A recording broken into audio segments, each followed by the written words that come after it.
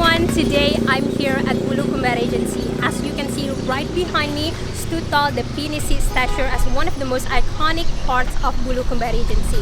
In this place, I'm going to take you guys with me to explore the city. But first, let me tell you about Bulukumba Regency.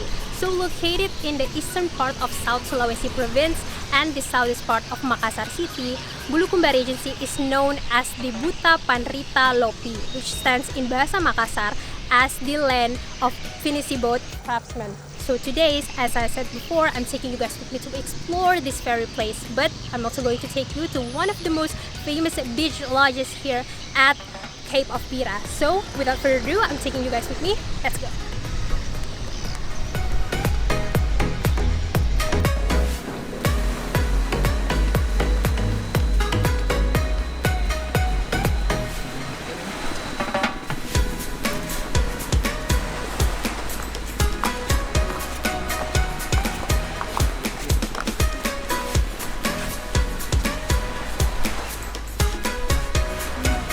Hi there guys, so I have arrived at the Bira beach and right now I'm at the Panda Beach Inn or resort in this case. And yes, tomorrow agenda we will be visiting the Pinisi boat craftsmaker and we are going to explore this very place, Bira Beach. So stay tuned for tomorrow. I'll see you there. Bye! Hi and good morning. Today I'm at Bira Beach. As I said yesterday, we are going to explore this place. But first, let me tell you, after 6 hours of driving from Makassar to this rustic paradise, I think it is worth the long hours of sitting. Located 45 minutes from Bulukumba Regency and 165 kilometers from Makassar city, this place is the perfect choice for your trips or for your holidays. As you can see right behind me, there's a lot of activities out there. There are boats, there are kayaks, there are snorkeling. I think they're right there. So yeah, this place, as you can see, the perfect gradation of the sea, the beautiful blue crystal-like water, and the white sandy beach. It is the perfect paradise for you. Right now, I'm here at September during work days. If you're looking out for something peaceful, looking out for a moment of solitude, I think this kind of day works for you. But if you're looking for a week with a family or with friends, then I think major holidays or weekends is the perfect time for you. So if you think about it, just check it out. So yeah, I'm going to take you with me. We're going to have a walk with you. So come on, let's go.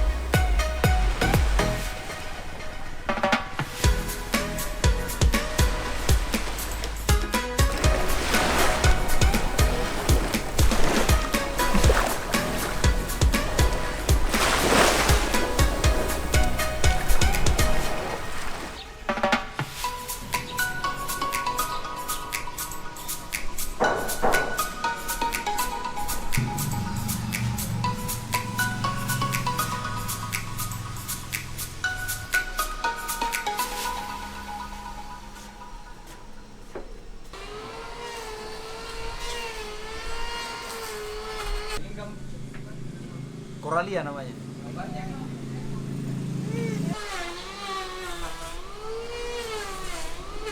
Hello guys, today I'm here at Bantilang or known as the Boat Workshop. Today with Pak Taufik or Sir Taufik, and he will be here to talk with me, give me insight more about the Pinisi boat. So, introduce yourself, sir. Kenalkan dulu nama Pak. Yeah. Baik, nama saya Taufik. Saya adalah pelaksana tugas di dalam pembuatan kapal Bantilang di Bantilang ini. Saya sedikit menjelaskan prosesi awal pembuatan kapal. Ini adalah lunas, dekil. Pada saat prosesi awal itu ada ritual yang kita laksanakan. Oh, jadi sebagai prosesi awal? Bahasanya itu adalah Annata. Annata. Jadi setelah ini diluruskan semua, dihaluskan, terus kepala tukang dengan para anggota-anggota dari kepala tukang tersebut melakukan penghalusan. Setelah itu ada ritual bakar kemenyam dengan ayam, sepasang ayam jantan dan betina. Setelah itu ada pahat dengan palu di bagian depan. Prosesi awal itu mulai anakta di bagian depan. Di bagian depan. Setelah dihaluskannya semua, prosesi awal anakta setelah digaris oleh kepala tukang. Kepala tukang memegang pahat. Ini palu. Terus potongan dari pahat ini tadi, dari kayu ini diambil dimakan oleh dari pihak kami galangan dengan kepala tukang, tapi tidak ditelan kayunya, dikembalikan ke kemenyang. Setelah itu dipotong pakai sinso. Biasanya kalau dulu itu menggunakan gergaji. Kalau sebesar ini sekarang seiring dengan perkembangan zaman sudah canggih menggunakan sinso. Tapi ini potongan ini tidak bisa jatuh ke pasir, harus ditahan. Setelah ditahan itu diangkat, potongannya dibuang ke laut. Alasannya kenapa Pak tidak boleh jatuh di bawah pasir? Tidak boleh jatuh. Seperti itulah ritualnya. Itu dari nenek moyang kami. Penjelasannya ada maknanya. Mungkin kayak membawa sial atau seperti ini. Iya betul. Iya. Jadi dibuang ke laut. Setelah ini dari sini di tengah dari lunas ini, garis tengah kapal. Diambil lagi dimakan. Yang penting sudah di dalam mulut. Setelah itu di belakang. Seperti itu seterusnya. Jadi ada 3 tahap. Yang pertama di bagian belakang, bagian terus depan ke dulu. bagian depan, tengah, lalu belakang. Iya. Cuman bagian depannya harus dipotong. Kalau di bagian belakang tidak dipotong, tidak perlu dipotong. Cuman cungkil saja kayunya baru gitu. Terus proses selanjutnya pemasangan papan pertama. Papan pertama itu kita mulai dari bagian tengah.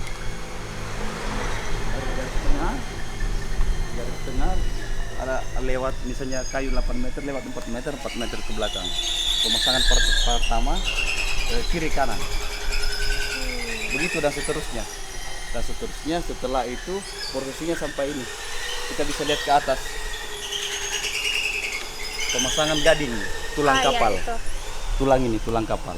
Yang berdiri ini, Pak. Yang berdiri ini. Balok. Namanya gading kapal atau tulang kapal.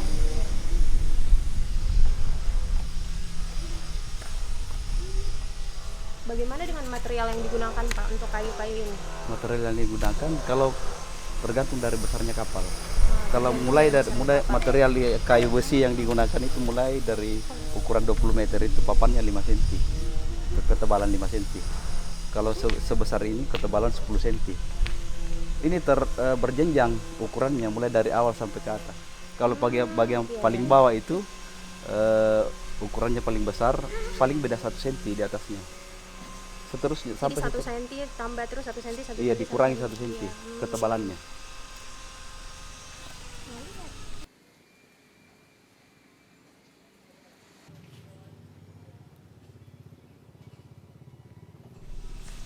Tadi kita sudah jelaskan soal bagaimana alur ritual untuk pertamanya Pak. Bagaimana dengan proses pembuatannya dari awal sampai akhir? Proses pembuatannya gambarannya seperti ini, karena ini sudah pekerjaan kamar, konstruksi bagian atas. Iya. Itu kan ada beberapa lembar papan yang di tengah. Iya. Yang di tengah mulai dari misalnya kita berhitung ganjil dari 5 ketebalannya sama. Terus di atasnya 5 atau sampai 7 ketebalannya sama papannya. Beda 1 cm. Ini paling tebal ketebalan papan ini kapal sebesar ini. Yang di atas itu yang terakhir 6 cm. Jadi setelah semua papan ini baru ruangan-ruangan kamar yang di atas. Pekerjaan ini lagi dulu tulang kapal. Jadi setelah papan, proses selanjutnya itu tulang kapal. Tulang kapal. Jadi seperti apa itu proses kalau untuk tulang kapal? Seperti ini di atas. Yang gading ini tadi. Gading. Ya. Jadi setelah papan, gading kapal, berikutnya apa? Terus papan dalam. Papan dalam. Setelah itu balok geladak. Geladak kapal. Geladak. Terus pekerjaan papan pagar. pagar di luar dari gading ini, pagar, terus pekerjaan dek, papan dek. Nah setelah itu baru bangunan konstruksi kamar. Iya. Biasanya kalau kontrak di sini tergantung dari pemesan kapal. Kalau dia sudah memiliki gambar perencanaan, kita lanjut ke pengerjaan kapalnya. Tadi kita sudah jelaskan soal ritual, sudah pembuatan. Jadi bagaimana kalau misalnya kapalnya sudah jadi, apa ada lagi ritualnya kalau sudah mau turun ke laut? Kita bisa jelaskan Ada itu ritualnya seperti apa? Ritual peluncuran itu H-1 peluncuran. Peluncuran. Ada acara namanya barsanji. Barsanji. Baca-baca dan baca doa, terus pembacaan ayat suci Al-Quran di kapal.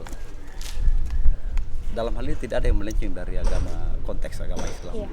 Tidak ada ritual itu. Makanya ritual itu yang sebenarnya yang diakui oleh UNESCO. Oh iya. Budayanya, warisan budaya tak benda. Yang diakui oleh UNESCO adalah ritual kita. Barsanji. Mulai dari acara An-Natta sampai barsanji, prosesi sebelum peluncuran kapal. Itu yang diakui UNESCO. Jadi yang pesan kapal juga menyaksikan proses barsanji itu. Yang punya kapal harus hadir. Harus hadir untuk proses barsanji. Proses barsanji.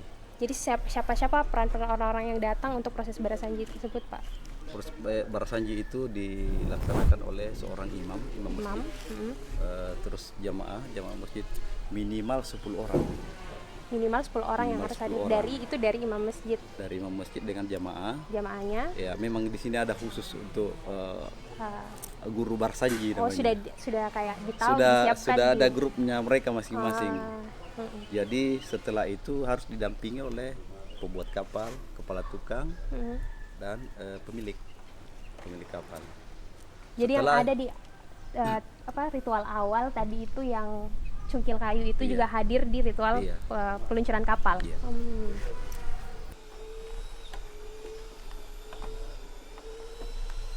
Nah, setelah selesai semua konstruksi. Jadi siapapun itu yang pesan harus datang untuk pas proses ritual atau atau bisa diwakili. Bisa diwakilkan dari pihak keluarganya atau dari pihak perusahaan. Jadi itu yang membuat kapal pinisi sangat unik ritualnya.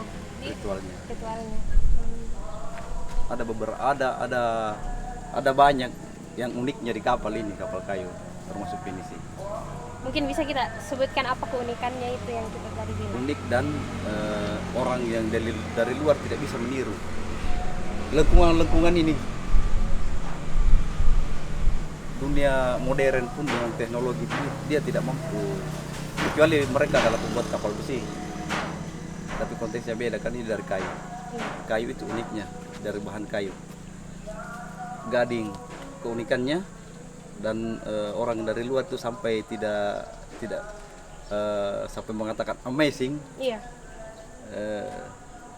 Kekuatannya. Mereka sangat kagum dengan kokohnya ini kapal pinisi.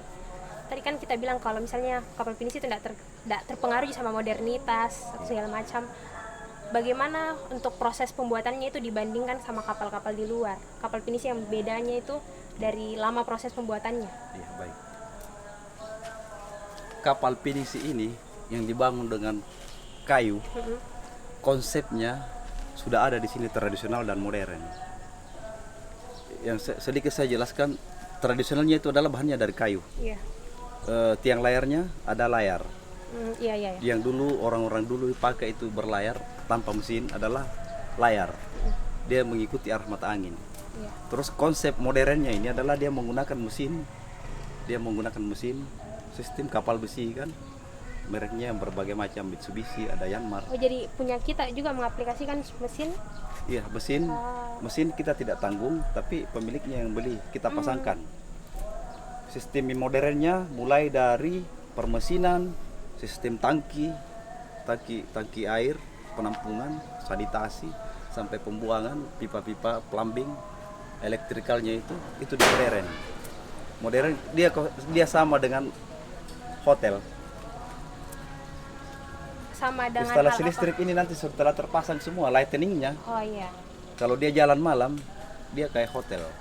Tapi dari outlook dari luarnya, misalnya kalau kita lihat dari laut itu tetap pinisi. kita kalau Tetap misalnya itu pinisi. pinisi. Tapi dari dalam interiornya itu sudah modern. Modern. Sudah modern. Oh, jadi Modern kita sekali.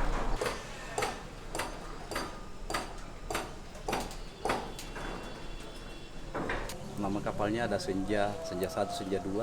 Kalau ini Supraba sama Arua. Arua itu kapal kecil tapi pemiliknya orang Indonesia, asli Indonesia. mereka Surabaya. sendiri yang tentukan nama kapalnya atau Iya. Mereka. mungkin kita menyarankan kayak nama kapal Kita yang cuma bagus. sarankan Aha. karena nama kapal itu sebenarnya kalau kita di sini identik itu kapal adalah seorang perempuan. Itu sudah Makanya- menjadi tradisi ya Pak. Ada kapalnya Pak JK, Iya. Pak Yusuf Kala pada saat dia menjabat wakil presiden, dibuat di sini, di sebelah.